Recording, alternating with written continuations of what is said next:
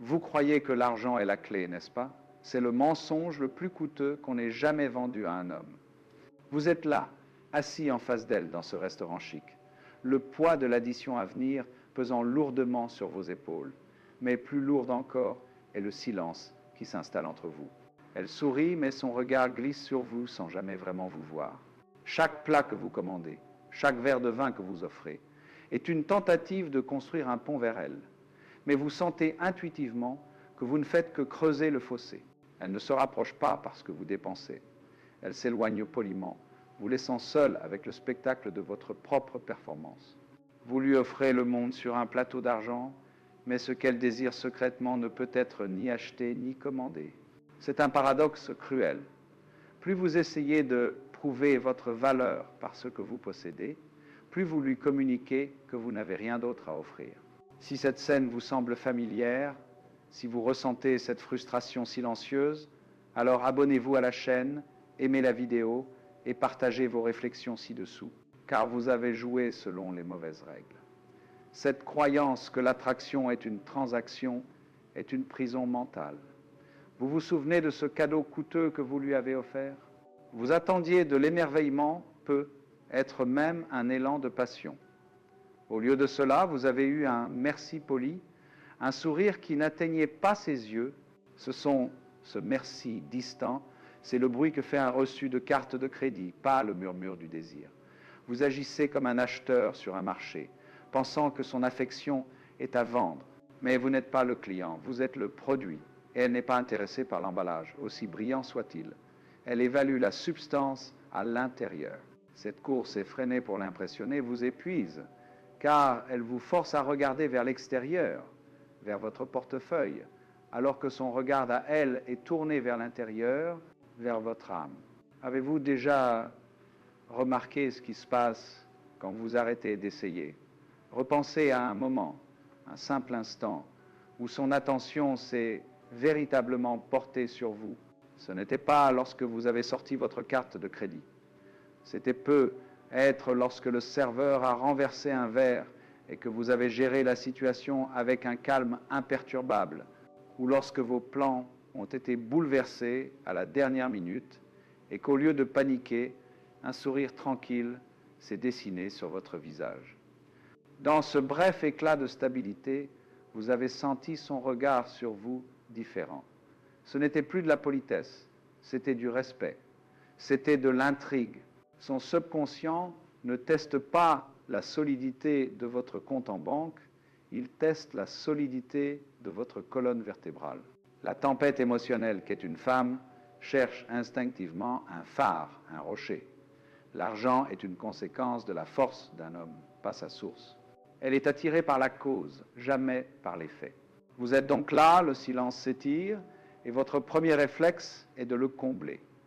Parler du prochain voyage que vous pourriez financer, du prochain objet que vous pourriez lui acheter.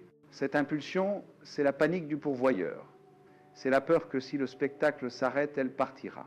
Vous n'avez pas encore compris que votre silence, lorsqu'il est ancré et confiant, est plus assourdissant et plus attirant que n'importe quelle promesse matérielle. Votre présence est la récompense, pas ce que votre présence peut acheter. Il existe 4 piliers fondamentaux du caractère d'un homme qui ont infiniment plus de valeur à ses yeux que n'importe quel empire financier. Ce sont les fondations invisibles sur lesquelles tout le reste est construit. Vous avez passé votre vie à décorer les murs de votre maison. Il est temps d'en vérifier les fondations, car c'est là, dans cette profondeur silencieuse, qu'elle cherche désespérément un refuge. Le premier pilier, le fondement sur lequel tout le reste est bâti, est la stabilité émotionnelle. C'est le mensonge que l'on vous a vendu. Quand elle s'éloigne, vous devez vous rapprocher plus fort. Ses textes se font plus courts, sa voix plus distante, et votre instinct, corrompu par des années de mauvais conseils, vous hurle de redoubler d'efforts. Vous interprétez son retrait comme un manque d'intérêt, une faille dans votre performance que vous devez combler avec plus d'attention, plus de cadeaux, plus de mots. C'est une erreur fatale. Son silence n'est pas un vide que vous devez remplir. C'est une question qu'elle vous pose sans la formuler. Quand la tempête se lève, resteras-tu le phare ou seras-tu emporté par les vagues? Chaque fois que vous réagissez à son humeur changeante, par la panique ou la surcompensation, vous lui donnez la réponse. Vous lui montrez que son chaos a le pouvoir de détruire votre calme. Et une femme ne peut pas se sentir en sécurité avec un homme qu'elle peut détruire émotionnellement. Alors, vous faites ce que vous pensez être juste. Vous lui envoyez des fleurs. Vous réservez ce restaurant qu'elle aime. Vous devenez un fantôme qui hante son téléphone, avec des messages qui cherchent à la rassurer, mais qui en réalité ne cherchent qu'à vous rassurer vous-même. Vous appelez ça de l'affection, mais c'est une transaction née de la peur. Vous essayez d'acheter sa validation avec des gestes, sans comprendre que chaque action que vous entreprenez depuis cet état de besoin érode le respect qu'elle a pour vous. Elle ne voit pas un homme généreux, elle sent un homme terrifié. Elle perçoit le tremblement dans votre voix, la supplication derrière votre sourire.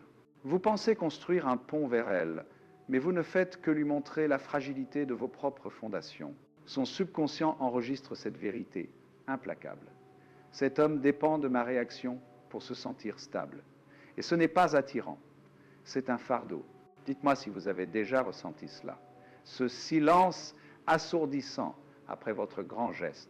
Vous attendiez de la gratitude, un retour de flamme, et à la place, vous recevez un merci poli, aussi froid et impersonnel qu'un reçu bancaire. Ce moment est une révélation brutale. La monnaie que vous utilisez n'a aucune valeur dans son économie émotionnelle. Le mensonge que vous avez cru s'effondre. Son retrait n'était pas une invitation à en faire plus, c'était un test de votre capacité à ne rien faire, à rester ancré en vous-même malgré son absence. Elle ne teste pas votre dévotion, elle teste votre autonomie. Peut-il exister sans mon approbation constante? Son bonheur dépend-il de moi? Chaque fois que vous répondez non par vos actions, vous perdez un peu plus de ce territoire masculin sacré qu'elle cherche désespérément à habiter. Et c'est là que commence la spirale. Vous devenez un détective de son affection, analysant chaque mot, chaque emoji, chaque soupir. Vous avez externalisé votre centre de gravité, votre paix intérieure est désormais indexée sur ses humeurs, la transformant, sans qu'elle le veuille, en votre geôlière émotionnelle. Cet état de dépendance est la chose la moins séduisante au monde. Vous croyez que vous vous battez pour elle, mais en réalité, vous lui demandez de faire le travail à votre place, celui de vous sentir complet. C'est une pression immense. Elle ne veut pas être votre source de validation, elle veut être inspirée par la validation que vous vous donnez à vous-même. Elle veut voir un homme si solide dans son propre monde que sa présence ou son absence ne change rien à sa mission, à sa direction. Elle veut rejoindre un voyage, pas en être la destination. Le deuxième pilier est la détermination inébranlable. Et c'est ici que la plupart des hommes échouent de manière spectaculaire. Lorsque vous êtes confronté à son indifférence, votre réflexe est de remettre en question votre propre chemin. Vous commencez à adapter vos opinions, vos projets, vos ambitions pour mieux correspondre à ce que vous pensez qu'elle désire. Vous lui demandez directement ou indirectement « Que veux-tu que je sois ?» C'est la question qui tue l'attraction. Une femme est profondément attirée par un homme qui a une mission, une direction claire, qui transcende sa relation avec elle. Votre but dans la vie doit être plus important qu'elle, non pas parce que vous ne vous souciez pas d'elle, mais parce que votre engagement envers votre propre chemin est la preuve irréfutable que vous êtes un homme de substance. C'est ce qui lui garantit que vous ne vous effondrerez pas si elle a un jour de faiblesse. Quand elle sent que votre monde tourne autour d'elle, elle se sent à la fois flattée et piégée. Flattée par l'attention, mais piégée par la responsabilité. Elle devient le soleil de votre univers et c'est un rôle épuisant à jouer. Inconsciemment, elle commencera à vous tester, à saboter votre dévotion pour voir si vous avez une colonne vertébrale. Elle provoquera des disputes, créera de la distance, simplement pour voir si vous allez abandonner votre mission pour la poursuivre. Si vous le faites, vous avez échoué. Vous lui avez prouvé que votre monde est petit et qu'elle en est le centre. Le paradoxe est que pour la garder, vous devez être prêt à la perdre.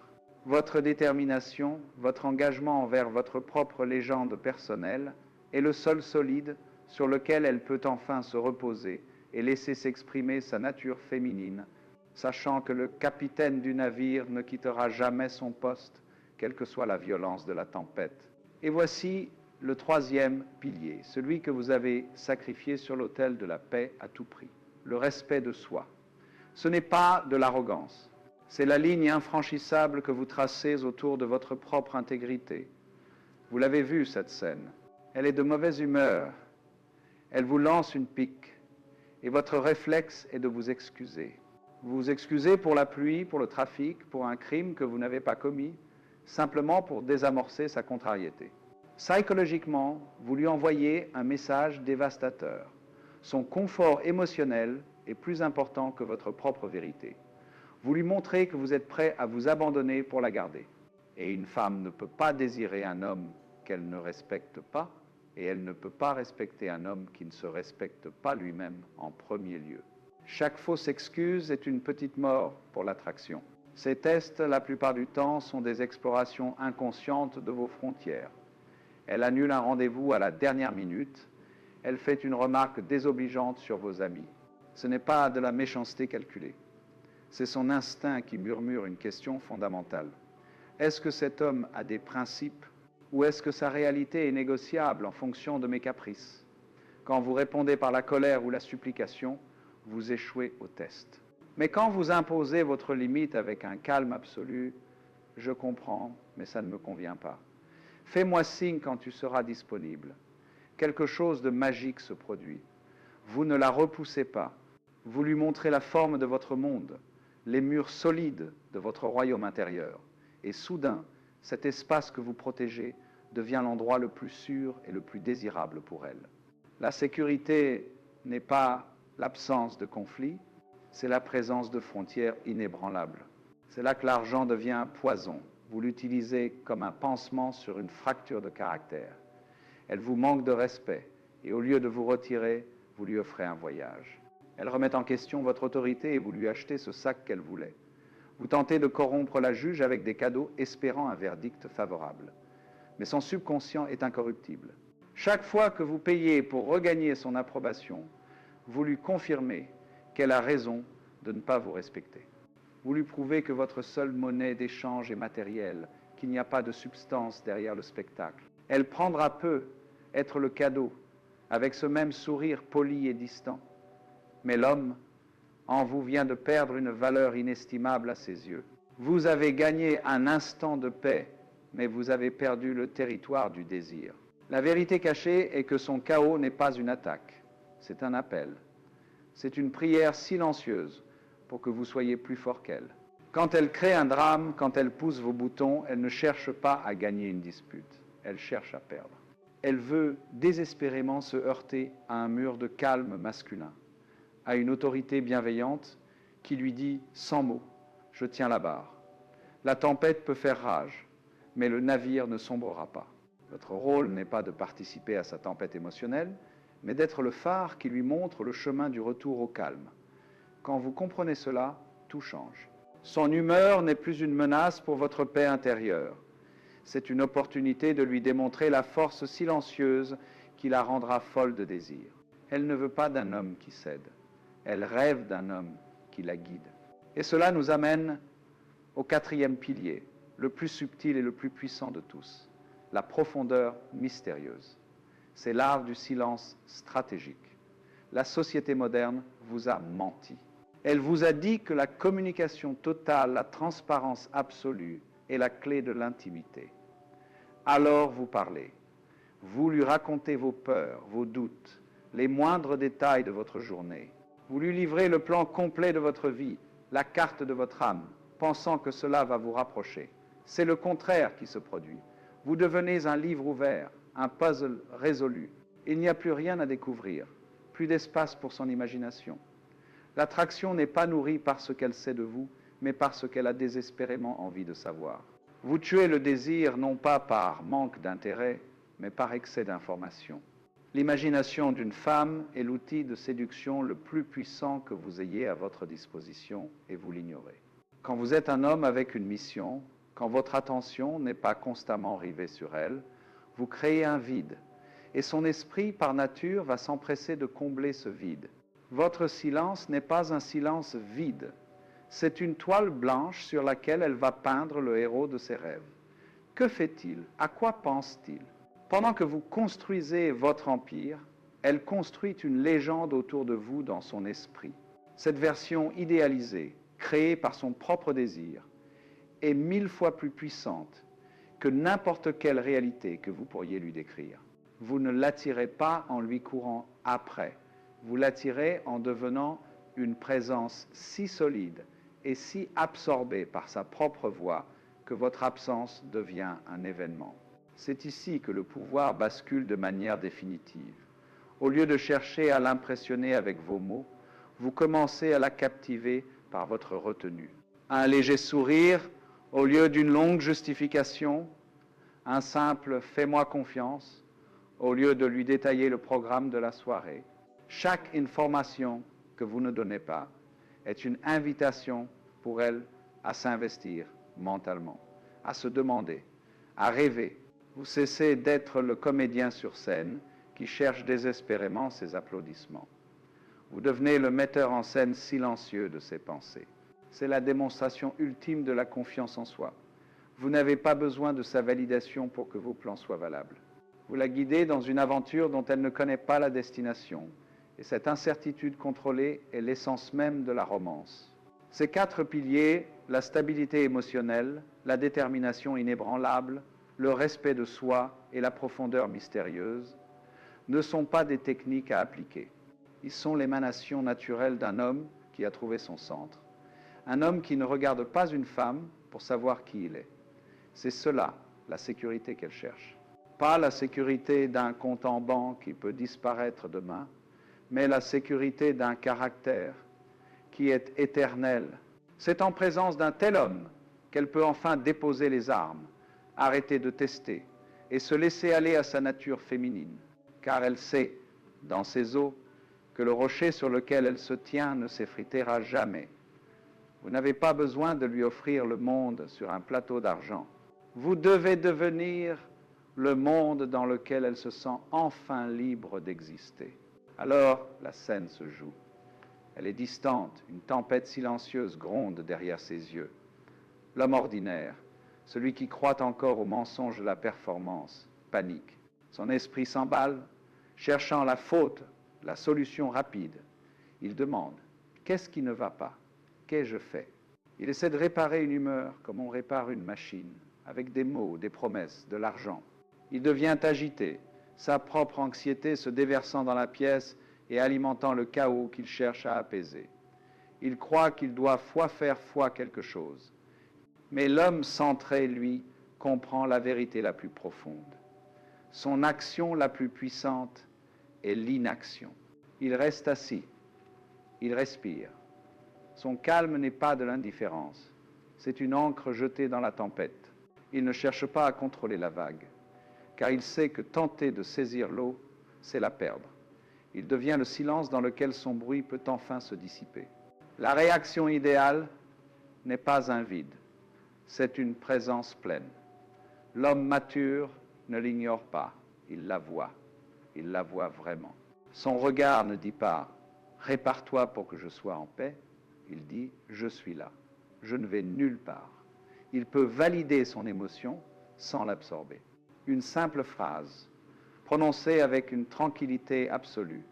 Je vois que quelque chose te pèse. Il ne propose pas de solution, car il sait que son humeur n'est pas un problème à résoudre, c'est une météo qui passe. En ne réagissant pas avec panique, il lui communique la vérité la plus rassurante qui soit. Son monde intérieur est plus vaste que sa tempête émotionnelle du moment. Il ne lui offre pas un parapluie fragile, il lui offre un abri taillé dans le roc. Et pour une femme, se sentir vue sans être un fardeau est une forme d'intimité que l'argent ne pourra jamais acheter. C'est ici que vous abandonnez définitivement l'arsenal du pourvoyeur. L'homme réactif cherche son portefeuille. Il pense un dîner, un cadeau, un voyage. Cela va calmer les choses. Il essaye d'appliquer une solution matérielle à un test spirituel. C'est comme essayer d'éteindre un feu avec de l'essence. L'homme de présence, lui, comprend que sa stabilité est la seule monnaie qui ait de la valeur dans cet échange. Son calme est le cadeau, sa constance est le luxe. Il ne se retire pas, mais il ne se précipite pas non plus, il maintient simplement l'espace. Il continue sa tâche, lit son livre, reste engagé dans son propre monde, tout en lui faisant sentir par son énergie qu'il est disponible, mais pas désespéré. Il lui montre, sans un mot, que son bonheur ne dépend pas de l'approbation d'elle. Et ce détachement souverain est la force la plus magnétique qu'il puisse posséder. La véritable maîtrise ne réside pas dans la résistance, mais dans la non-résistance. Pensez-y, quand vous luttez contre un courant, vous vous épuisez. Si vous vous laissez porter, vous pouvez le diriger. Son chaos émotionnel est un courant. L'homme qui se dispute, qui se justifie, qui supplie, lutte contre le courant. Il s'épuise et se noie. L'homme qui reste calme, qui écoute sans réagir, qui ne prend pas l'attaque personnellement, laisse le courant passer autour de lui. Il est le rocher au milieu de la rivière. Il ne gagne pas la dispute, il la rend insignifiante. Il comprend une vérité philosophique simple. On ne calme pas une tempête en lui criant dessus. On la calme en étant le centre immobile qu'elle ne peut pas ébranler. C'est un changement de perspective totale. Son drame n'est plus une menace pour vous. C'est une occasion pour elle de faire l'expérience de votre force. Au début, cette nouvelle attitude peut la déconcerter. Elle est habituée à ce que les hommes réagissent, qu'ils mordent à l'hameçon de ces tests. Votre calme imperturbable est un langage qu'elle ne connaît peu, être pas, mais que son âme reconnaît instantanément. Son subconscient, qui cherchait à trouver vos failles, se heurte à un mur de sérénité. La frustration initiale se transforme lentement en curiosité, puis en un profond respect. Elle réalise qu'elle ne peut pas vous détruire émotionnellement. Elle ne peut pas vous faire dévier de votre trajectoire. Cette prise de conscience est fondamentale. Elle comprend qu'elle est en présence d'un homme qui se possède lui-même. Et une femme ne peut se donner entièrement qu'à un homme qui ne risque pas de se perdre en elle. Votre maîtrise de vous-même lui donne la permission de se laisser aller complètement. C'est ainsi que vous transformez le jeu. Vous cessez de voir ses humeurs comme des problèmes à résoudre et vous commencez à les voir comme des danses à observer. Vous n'êtes plus le participant anxieux, vous êtes le leader silencieux. Vous n'attirez pas en poursuivant, vous attirez en devenant si immobile que vous ne pouvez être ignoré. C'est l'essence même du pouvoir tranquille. L'homme qui a besoin de prouver sa force par des crises ou des dépenses n'en a aucune. Le véritable pouvoir se trouve dans la retenue, dans la capacité à absorber la pression sans se fissurer. Elle ne désire pas l'argent qui achète le confort. Elle désire l'homme dont le caractère est un refuge. En devenant cet homme, vous ne lui donnez pas ce qu'elle pense vouloir. Vous lui donnez ce dont elle a secrètement et désespérément besoin, la paix. Et soudain, le voile se lève. Vous comprenez enfin la vérité la plus profonde, la plus libératrice de toutes. Il n'a jamais été question d'elle. Toute cette quête pour la déchiffrer, pour anticiper ses désirs, pour calmer ses tempêtes, n'était qu'un miroir impitoyable de votre propre vide intérieur. Vous pensiez que le problème était son chaos, alors que le véritable problème était votre incapacité à y opposer votre calme. Vous avez cherché les bonnes réponses, les bons gestes, les bons cadeaux, sans réaliser que ces tests n'étaient pas des examens à réussir, mais des invitations à incarner votre propre solidité. La question qui vous hantait, que dois-je faire pour la garder, se dissout pour laisser place à la seule question qui compte vraiment. Qui dois-je devenir pour moi-même? Ce n'est plus une stratégie de séduction, c'est le chemin de votre propre souveraineté. Le jeu ne se gagne pas, on cesse simplement d'y jouer. Nous revenons alors au paradoxe initial, mais la lumière a changé. Elle s'éloigne non pas parce qu'elle ressent trop peu, mais parce qu'elle ressent trop. Au début, cette phrase était une énigme douloureuse. Aujourd'hui, c'est une carte lumineuse.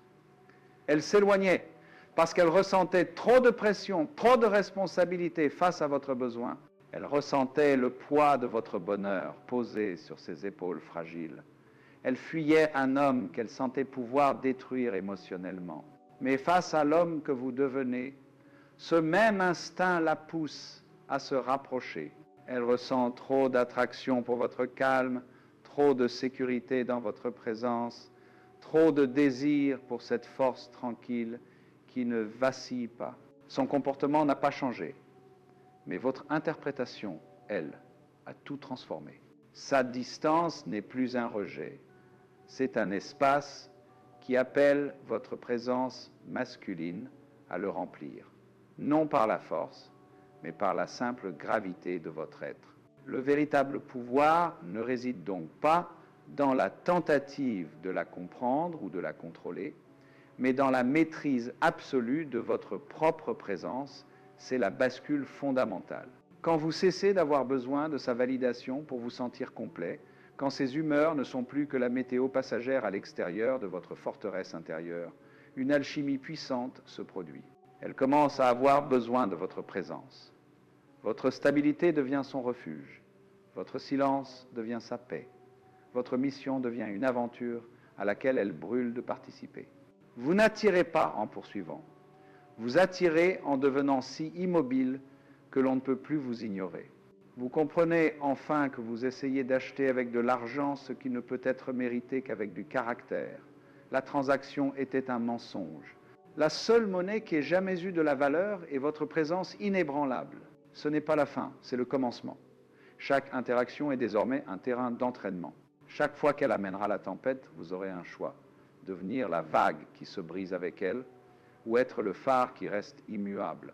Elle ne veut pas de vos explications, elle veut votre stabilité. Elle n'a pas besoin de vos promesses, elle a besoin de votre présence. C'est la vérité ultime. Tout le jeu s'arrête le jour où l'homme cesse d'être un joueur, le jour où il cesse de réagir pour simplement être. Il n'y a plus rien à prouver, seulement une force intérieure à incarner. Alors observez-la à nouveau, avec ce nouveau regard. Commentez ci-dessous ce que vous voyez maintenant en elle, que vous ne pouviez pas voir auparavant.